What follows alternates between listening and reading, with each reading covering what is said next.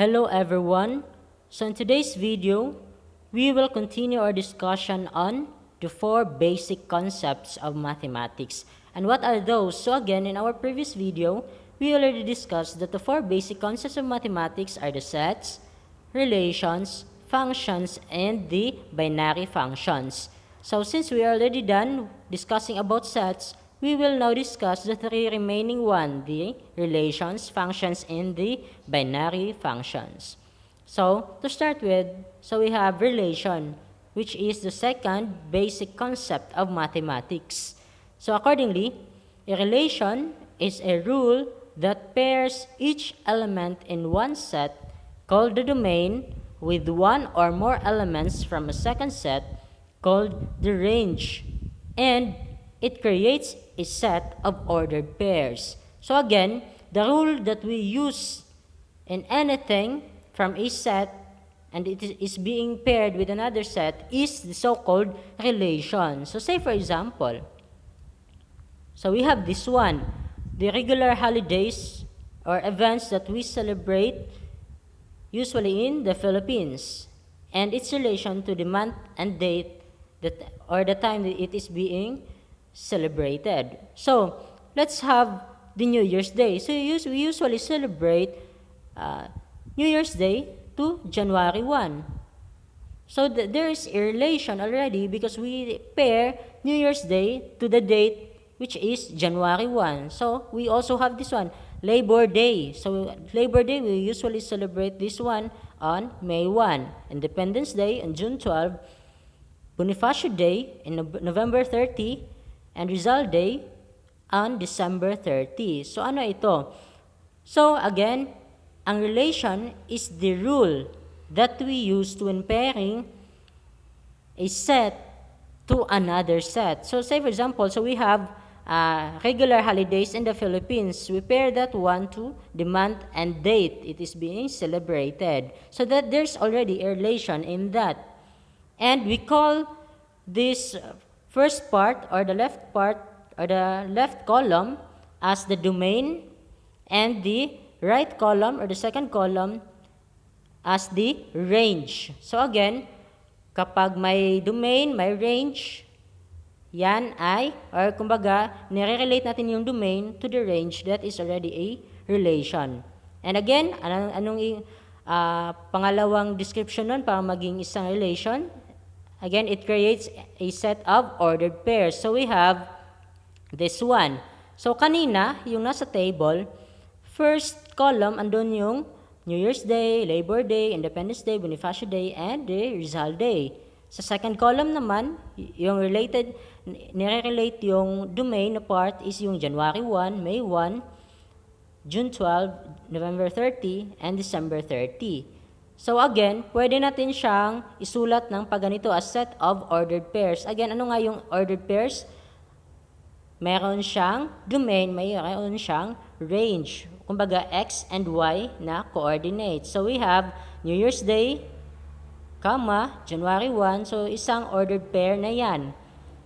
So another one, Labor Day, May 1. Independence Day, June 12. Bonifacio Day to November 30. Rizal Day, December 30. So again, set siya ng ordered pair. Again, ang ordered pair is mayroong, close and open, parenthesis, at pinaghihiwalay yung domain at range using comma. And, ano nga yung may bracket? Kapag nasa loob ng bracket, tinatawag yung set. So meaning, mayroon tayong maraming ordered pairs dyan, so tatawagin natin yung set of ordered pairs, and that is a relation. Okay? So, another example of a relation, gaya nito, set of ordered pairs 1 and 4, 2 and 5, and 3 and 6. So this is a relation because it is a set of ordered pairs. Another one. So ano ba ang mga domains nito? Again, yung domain ay yung sa mga x-coordinate ng ating ordered pair. So ano yung mga domain natin? We have 1, 2, and 3.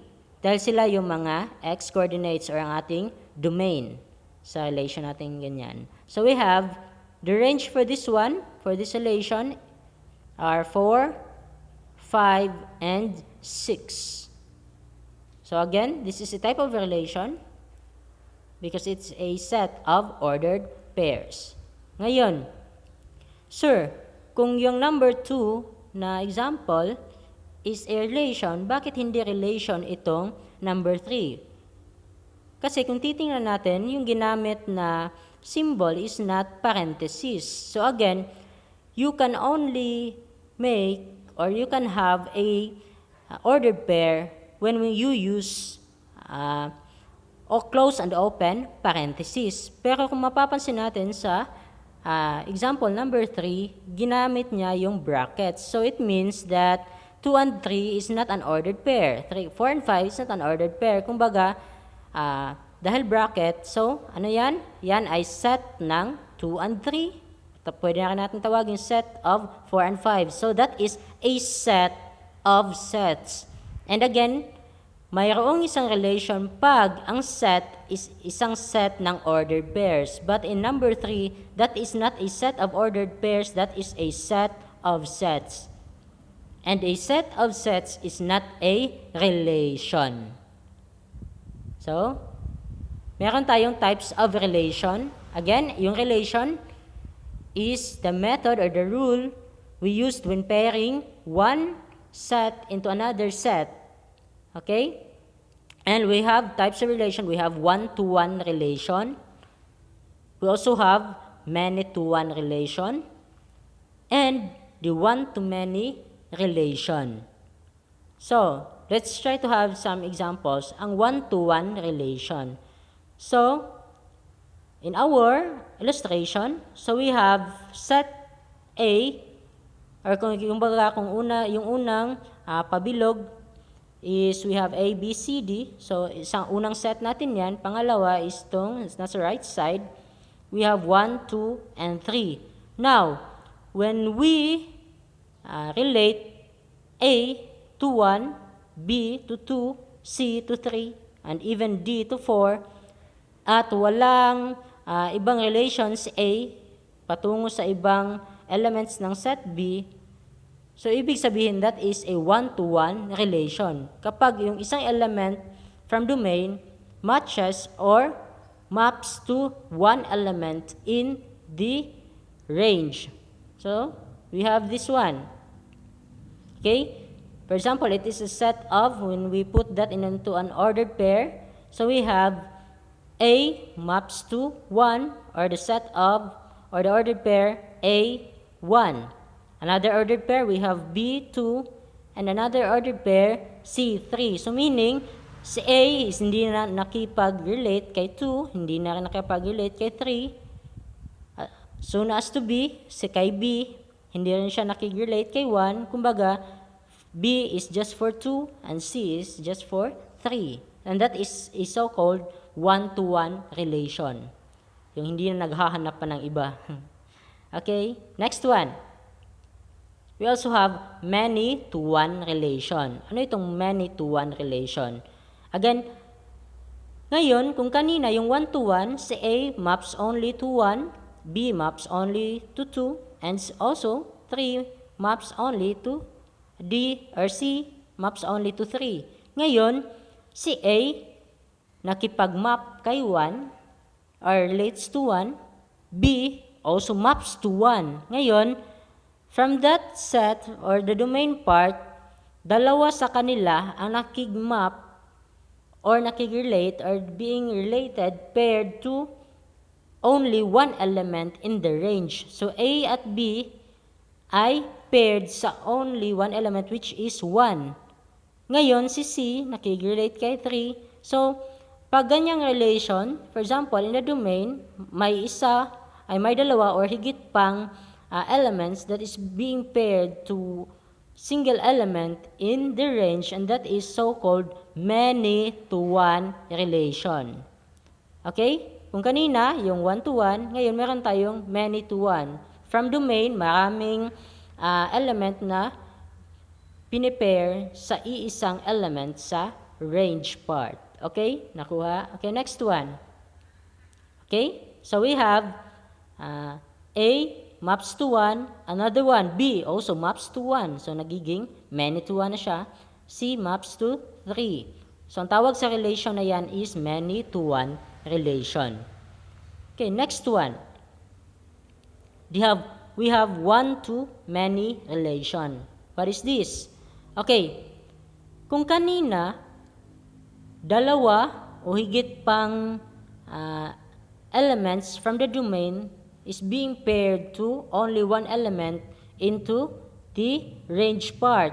So, ang tawag doon is many-to-one. Ngayon, kapag yung isang element from the domain, kagaya nito, si A, is pinipair sa dalawa o higit pang numbers or elements ng second set. So, ang tawag sa relation ngayon na ito is one-to-many. So, meaning, si element A is being paired to 1 and 2. Si C is being paired to 3. So, ang tawag dyan is one-to-many relation. Kapag yung isang element ng domain is being paired to many elements in the range. So, in ordered pairs, we have this set of A1 and another one. Yung si A is pinipair kay 2. So, we have another one, C is being paired to 3. So, kung mapapansin nyo, pabalik-balik si A sa dalawang range. So, that is the so-called one-to-many relations. Okay? I hope so. Nagkakaintindihan tayo dito. Okay? Okay, so much for relation. So, again, in mathematics, we have the 4 basic concepts. So, tapos na tayo sa sets, tapos na rin tayo sa relation. Now, we will have function. And accordingly, a function is a rule that pairs each element in one set, called the domain, with exactly one element from a second set called the range. So, yung relation, kung ang relation is the rule that is used when pairing one element from the domain part to the range part. Ngayon, kung ang definition ng function is a rule that pairs each element in one set called the domain when exactly one element from a second set called the range. So, kung mapapansin pa rin natin, parang yung function is a relation pa rin. So, yan yung totoo. Si function is a relation. But, it is a special type of relations. Kaya ang nangyayari, si function or lahat ng function is we can consider that to be a relation. So, all functions are relations. But, again, by definition, sa function, it should be that one set called the domain is being paired with only, again, exactly one element from the second set. So, ngayon, lahat ng function is relations, but not all relations are functions. So, to have that one, we will have this pairing. So, kung kanina sa relation, we have one-to-one relation, we have many-to-one relation, and one-to-many relation. So again, si function is a relation, but a special type of relation. Ngayon, titingnan natin kung ito bang three types of relation is a function or not. Okay, si one-to-one. Okay, si one-to-one is a function. Bakit? Again, si function, matatawag ang isang relation na function if one element in the domain part is being paired with exactly one element in the range part. So, kung si one-to-one is exactly one element lang yung pinipair sa domain to the range. So, meaning, automatically, that is a function. But, in the second type of relation, we have the many-to-one relation. So, what do you think? Is it a function or not? So, still, it is a function. Kasi, again, yung definition is dapat yung isang element ng domain is mapipair sa exactly one element into the range part. So mamaya, mapapansin natin kung bakit nagiging function yan or malalaman natin kung bakit function pa rin yung many-to-one relation. Okay? So ngayon, ang hindi lang function or not a function is itong si one-to-many relation. Kagaya nung kanina, yung A is naging paired sa maraming elements ng set B or ng range. So hindi siya function kasi kailangan or isang requirement for a relation to become a function is kailangan niyang mag-pair sa exactly one element sa range part. So, we have ways to represent a function. So, we have number 1, table. We can use table. We can also use ordered pairs, mapping, and graphing using vertical line test. So, ito yung mga ways to represent that a relation is a function. So, again, review tayo. One-to-one relation is a function. Another one, many-to-one relation is also a function, but one-to-many relation is not a function. So, kung mapapansin natin, dapat hindi pa ulit-ulit na ginamit si X sa iba't ibang elements ng range kasi hindi na yon function. So, matatawag na siya na function kapag yung mga elements ng X values or domain is hindi pa ulit-ulit. So, let's have an example of a function using table. So, we will use table. So, yung kanina, for example, the perimeter of a square is 4 times the length of its side. So, when we have this one, an illustration using table, so we can test a relation if it is a function using a table. So we have sides as a domain and the perimeter as a range. So, ano itong mga side natin? We have 1, 3, 5, 7, and 9. Now, ang perimeter niya ngayon is, for 1 is 4, for 3 is 12, 20, 28, and 36. Ngayon, gamit yung illustration kanina, yung about relation, matatawag ba natin na function itong illustration? Yes, bakit? Hindi pa ulit-ulit na ginamit yung mga elements sa ating domain which is sides. So kung mapapansin natin, meron lang tayo 1, 3, 5, 7, and 9. And si 1 is pinipair sa exactly one element sa range. 3 is also paired to another exactly one element sa ating range. So on as to 5, 7, and 9. So function siya kasi, again, hindi pa ulit-ulit na ginamit si X. Okay?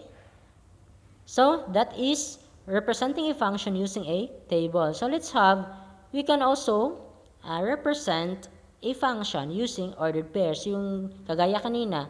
So, ngayon, matatawag ba natin na function itong relation na ito? So, we will use ordered pairs. So, we have ordered pairs 1 and 4, 3 and 12, 5 and 20, 7 and 28. We also have 9 and 36. So, function pa rin siya kasi lahat ng domains is hindi pa ulit-ulit na ginamit sa the same or maraming y values. So, si 1 is paired pa rin kay 4 at hindi na bumalik si 1. So, on to 3, hindi na bumalik. 5 and 7 and 9. So, this is a function and this is being represented by having ordered pairs. So, let's try to have this one. We can also have representing a function using mapping. So, ito, for example, set A and set B. So, anong tawag sa relation na ito? We have one-to-one pa rin. So, isa siyang function.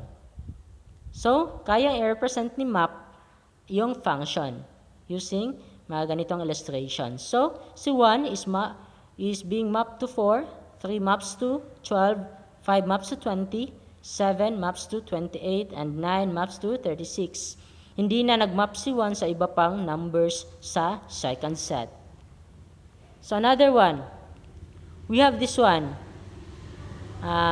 representing a function using vertical line test or using graphing. So bakit may vertical line test, sir? So for example, sa illustration, if may graph tayo na ganito, so if you will draw a vertical line, so ano nga yung vertical line? Yung straight line from taas pababa. So kung magjo-draw ka ng vertical line dyan sa graph na yan, so itong graph na ito is may matatamaang dalawang point. Okay, di ba yung graph is nagpa-curve siya on upper part and going to lower part. So kung magdo-draw ka ngayon ng vertical line kahit saan dyan, so automatically dalawang point yung tatamaan ng vertical line. And that means this illustration is not a function. So you can only say that a graph is a function if and only if the vertical line you draw from that graph only gives a point or exactly gives 1 point. Ngayon, pag dalawang point na yung tinatamaan ng graph na yan, automatically, that is not a function. So, you can try that in your own fields or in your own notes. So, you'll try to draw a graph, then try to put a vertical line. So, kapag isang point lang yung tinatamaan ng vertical line mo sa graph, that is a function. But in this illustration, this is not a function. Kasi bakit? Paulit-ulit yung x coordinates or ang domain ng ating graph. Okay.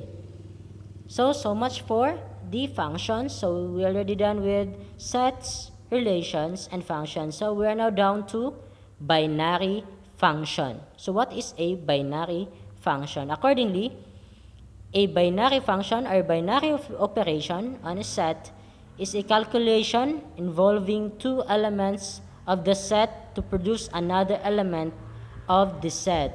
So, isang illustration ito is an example ng isang binary operation is itong mga basic operations natin. We have the addition, subtraction, multiplication, and division. Bakit? Kasi isang set lang ng element is being operated to another set. Kumbaga, hindi mo pwedeng pagsabayin yung pag-a-add ng tatlong numbers or tatlong elements. So for example, you can only add two or pair of elements. For example, 2 plus 3. Hindi na po siya pwedeng mag-operate automatically ng 2 plus 3 plus 5. Kasi when you try to add that three things, kumbaga, uunahin mo pa rin yung 2 plus 3. Tapos, i-operate mo na rin sa 2 plus 5. So, meaning, hindi pwedeng pagsabayin yung tatlong elements sa isang operation. So, yan yung tinatawag na binary functions because you can only use that operations in two sets of elements. So, again, mga examples, maraming examples yan sa mathematics. Example na yung 4 na basic operations natin. And we also have this one. A binary operation in a set is a calculation involving two elements of the set to produce another element of a set. So kanina, yan yun.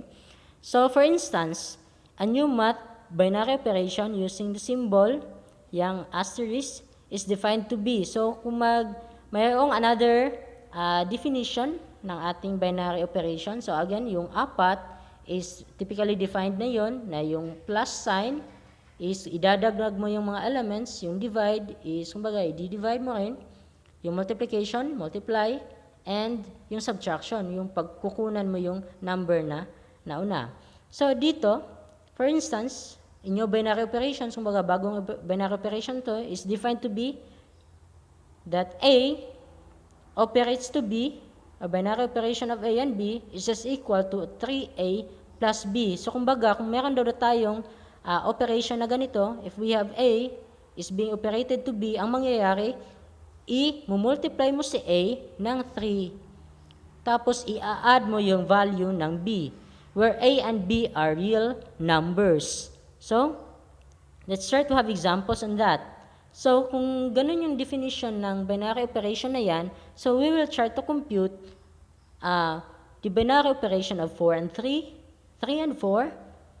We will compute 1 binary operation 2, 2, and 3.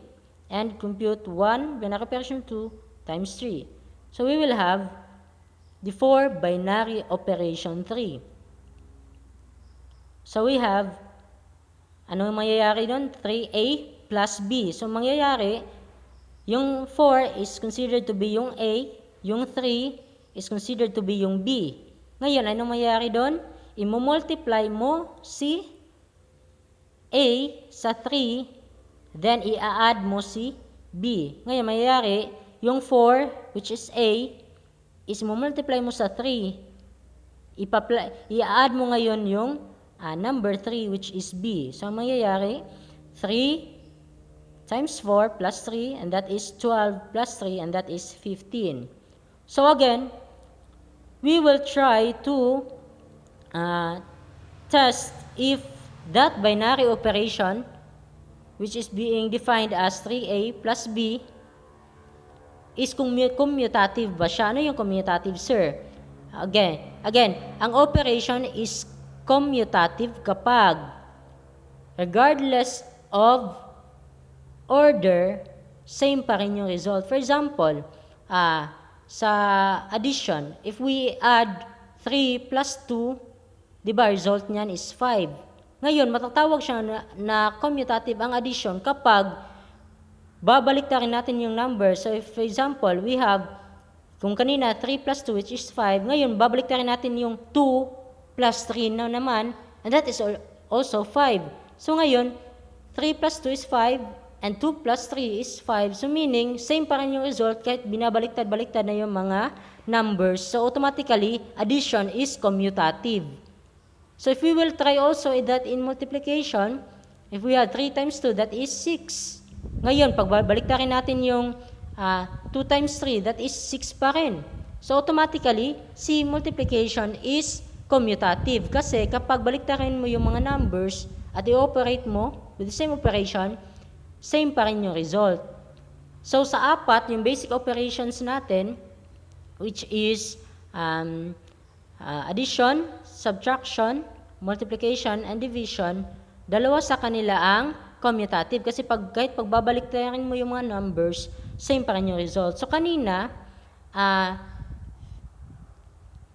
we tried to operate 4 and 3 using binary operation. Ngayon, try naman natin yung i-operate yung 3 binary operation to 4. Kung same ba yung result nila. So, kapag same yung result ng 4 binary operation 3 to 3 binary operation 4, matatawag siya na commutative ang binary operation na ito.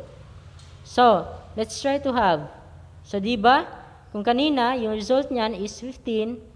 Ngayon, pag i-operate mo yung 3 and 4, ano ngayon? 3A plus B. So, si 3 na naman yung naging A, si 4 na yung naging B. So, we will try to have 3 times 3, kasi 3A plus B, plus 4, which is B. So, automatically, 3 times 3, that is 9, plus 4, so automatically, 13. So, kanina, yung inoperate natin si 4 binary operation 3, that is 15. Ngayon, we operated 3 by 4. Kumbaga, binaliktad natin yung 3 and 4. So, ang resulta is 13. So, automatically, hindi siya commutative.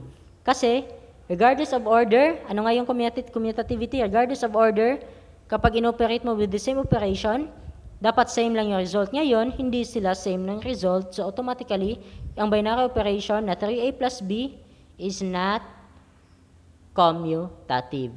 Now, ngayon, itong 3 and 4, kung mapapansin natin, we use the same numbers, 1, 2, and 3. But, ngayon, naglagay tayo ng mga close and open parentheses in different order. So, sa PEMDAS, again, yung uunahin mong isolve is kung ano yung meron sa loob ng parentheses.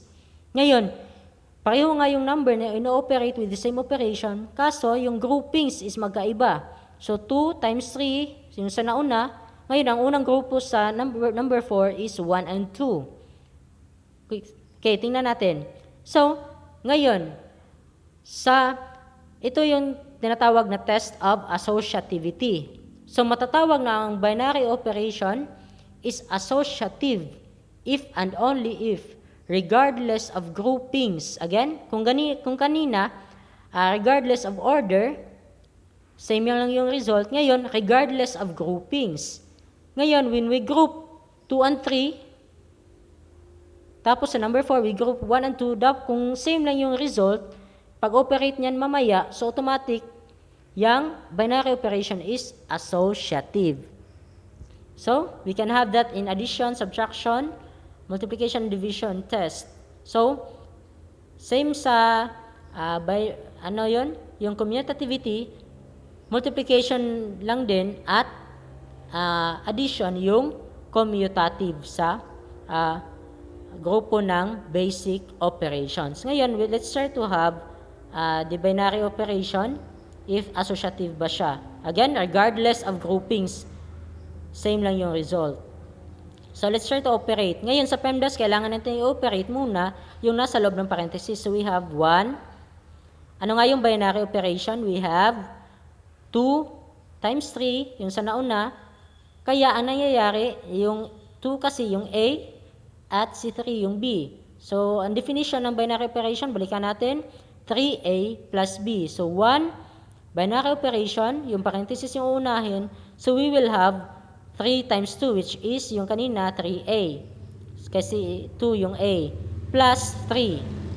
Next one, we have 3 times 2, which is 6. So, plus 3. So, same pa rin yung nasa parenthesis. So, 1 binary operation, 6 plus 3, that is 9. So, ngayon, we have another binary operation. So, ano yun? 3A plus B. So, we have 3 times 1 plus 9. And that is 3 plus 9, which is 12. Yan yung sa example number 3. So, we have 12 for number 3. Ngayon, kapag 12 din ang resulta ng number 4, that binary operation is associative. Again, yung sa 1 and 2 is a test of commutativity. Dito naman sa 3 and 4 is a test of associativity regardless of groupings. So, let's try. Kung kanina, yung unang grupo is 2 and 3. Ngayon, si 1 and 2 naman. Try natin. So, we have 3A plus B. So, mangyayari 3 times 1 plus 2. Binary operation, 3. Now, we have 3 times 1, which is 3, plus 2. Binary operation 3. So, we have 5 binary operation 3, and that is 3A plus B, 3 times 5 plus 3, and that is 15 plus 3, which is 18. Ngayon, hindi rin siya associative kasi hindi sila same na result sa 3 and 4. So, nakuha. Okay, next one. Okay. Kung kanina, yung asterisk is defined to be 3A plus B, ito, define yung binary operation using table. Okay, a binary operation, asterisk, is defined on the set 1, 2, 3, 4. The table at the right shows the 16 possible answers on this operation. So, ito, yung 1, 2, 3, 4, at yung 1, 2, 3, 4 sa taas, sa baba, yan yung mga row numbers na kapag inoperate, yung possible, yung 16 na yan na naiwan, yung wala sa box, is yung mga numbers or possible answers when we operate the binary operations, yun sa left to right na 1, 2, 3, and 4. Say for example, when we operate 2 by 2, so kagaya pa rin ng multiplication table, may isang definition ito. So, iba yung definition nito dito. So, when we operate 2 binary operation 2, that is 1. So, ganyan yung ibig sabihin ng table na ito. Ngayon, okay, we'll try to test if this table is commutative. Ano nga yung commutativity? Regardless of order, same pa rin yung result. Now, if we have to multiply or we have to operate 4 binary operation to 3, ang result niya is 3. Ngayon, matatawag siya na commutative kapag binaliktad natin. When we operate 3, binary operation to 4, kung same lang yung result nila, so automatically that table or that binary operation is commutative. So if we have to operate 4 by 3, that is 3. Ngayon, try natin operate si 3 by 4. So ang result is 3. So automatically, this binary operation table is commutative.